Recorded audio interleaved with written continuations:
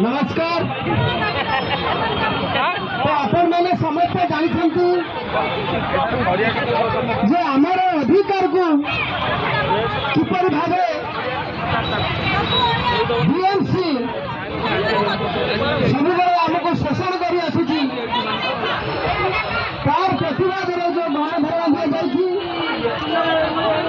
ये धारणा आम से चेताई देवाई चाहूँ ये गोटे छोटिया ट्रेलर मात्र ये वास्तविक लड़ाई हूँ गोटे छोटिया उदाहरण जदि से भावुं आसवे 5-10 मिनिट हो हाले कर पड़े हूँ संपूर्ण भूल धारणा। ये लड़ाई आज आरंभ होती पर्यंत आम माँ भाई मान अधिकार